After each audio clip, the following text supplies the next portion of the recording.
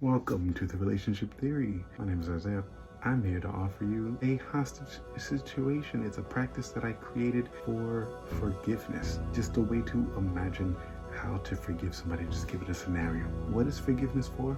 Even at all, for people who trust that their emotions are valid, or even if you don't trust that your emotions are valid, forgiveness is something that allows you to move beyond feelings that distort your perspective.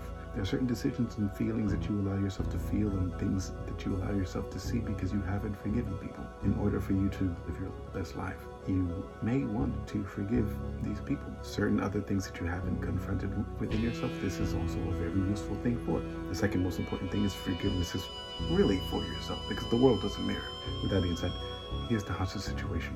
You need to imagine when you're forgiving somebody that you're entering into a hostage situation with them. The first thing you need to imagine is that you are the perpetrator holding the emotion hostage. The second thing you need to imagine is that the emotion wants to go towards the victim to whom you haven't forgiven. Yes, the person you haven't forgiven is a victim. The third thing is you need to imagine is there's a weapon. The reason why these three things are important is because what you need to find out is to whom is the weapon being pointed. Sometimes you might be holding a weapon towards the hostage or the victim. That's very important because you want to know what is it that your emotions, through a lack of forgiveness, are really trying to get you to understand what's the most important thing to you. You want to know what the true value of your emotion is. The other thing is you want to understand what the name of the emotion is that's being held hostage.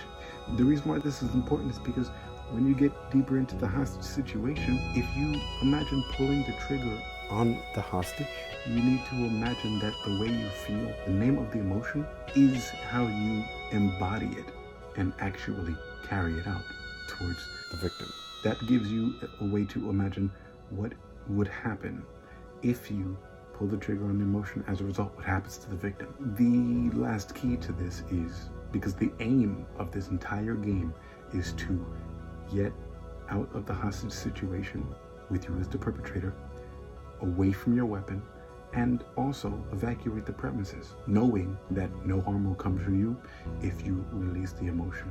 The victim will not come for you, the emotion itself will not come for you, and you will leave scot-free. These are the keys for the hostage situation, right?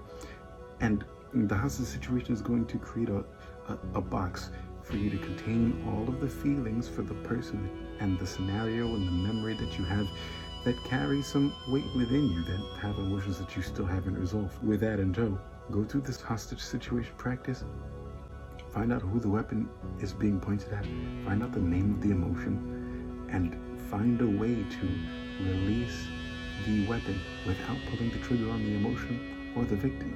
And as an extra key, something that's really important is if you cannot help but pull the trigger on the emotion or the victim, replay the hostage situation scenario over and over and understand why you pulled the trigger. Understand why you feel the need to pull the trigger.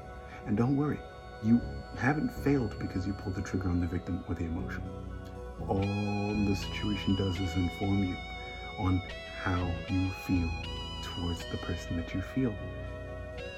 All you don't know is the name of the emotion that you're holding hostage, because that's what's causing you to pull the trigger.